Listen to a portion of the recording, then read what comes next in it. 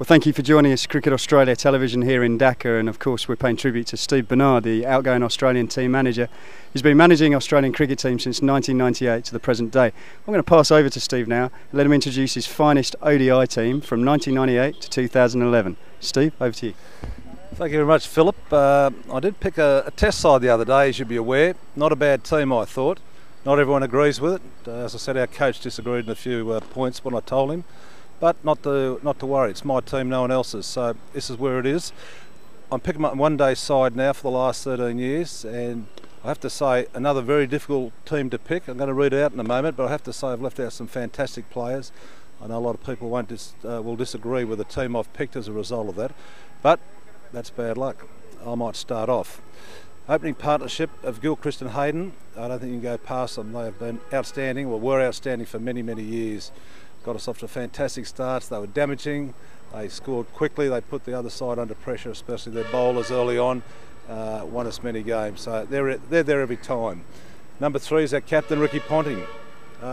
Ricky, what can I say? Best batsman in my time for Australia. An unbelievable fieldsman as well. Very astute captain. So he's there. And at number 4, Mark Warne. Well, I love watching Mark Warne play. He was a fantastic cricketer. Wonderful fieldsman. He could field his slips, he could field in the ring, it didn't really matter, and he bowled a few off breaks as well when required. You won't be required to bowl off breaks in this side, I can tell you. I'll move along to number 5, Andrew Symonds. Andrew Symonds, unbelievable fieldsman and a very, very damaging batsman. So with him and Ricky at cover point and mid-wicket, we've got the fielding covered. He also bowled a bit of medium and he bowled off breaks as well, so he could cover a lot of contingency. So here's number 5. Number 6, the great finisher, Michael Bevan. Many a time he saved Australia when they were in strife. He knew how to time an innings.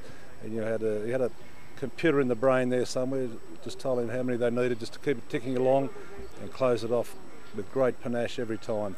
A fantastic player. Number 7, well, Shane Watson. Just scored 185 not out for Australia, and it was a hell of an innings, 15 sixes. So we know coming at number 7 he mightn't get a bat in this team, but if he does, he's going to be pretty dangerous. He bowls a very good fast medium ball as well, so he's there as a backup if he's required to do a few overs. Number 8, all I can say is it doesn't need an explanation. It's Shane Warne, the greatest of them all. So Shane's in my side every time naturally. Apart from his bowling, handy tail ender if required. Good slipper, good fieldsman, so number 8. Number 9, Brett Lee. Almost got 350 wickets for Australian one-day cricket, over 300 in Test cricket, so he's a fantastic bowler, great outfielder. If required, can slog a few runs, but once again, he won't be required, but he'll do the job. He's averaging something like 1.5 wickets every innings he bowls in one-day cricket. That's outstanding. Number 10, Nathan Bracken. Nathan Bracken was ranked as the number 1 the number 1 bowler in one-day cricket at one stage. He's a very wily customer. He used to mix his pace around, used to swing the ball, could cut the ball. He was good value. That famous game in Joburg, where we got 434 to their 438, all the batsmen got a touch up there. Sorry, I'll say that again. All the bowlers got a touch up that day, but Nathan took 5 for 70. No one else got more than 1 wicket in that match, so that showed he had some skill, even on the best of wickets. Number 11, the old fella, Glenn McGrath. Can't go past him. Fantastic bowler in all forms of cricket, just a wonderful competitor, and he's my first fast bowler picked every time. 12th man, Michael Clarke, gun fieldsman, gun batsman, bowls a little bit of left-arm orthodox if required, but you know, I'd like to fitted Michael into this team. He scored a pretty good century the other day for Australia as well. But it's a pretty hard side to get into, especially when you look at some of the guys that did miss out.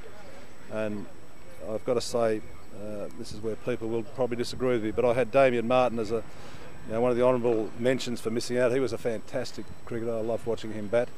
In fact, our chairman of selectors, Andrew Hilditch, said he preferred watching Damian bat than any other batsman. He just thought he was fantastic to watch. I've left out Steve Warne, I've left out Mike Hussey, and I've left out Brad Hogg. And Brad Hogg probably would have been in there apart from Shane Warne, but you can't get them all in. But anyway, that's my team. It's very competitive. I think it'll beat anyone else but comes up against. You may disagree, but it doesn't really matter. As I say, it's my side, and I think it's going to be a winning side every time. So, thanks very much.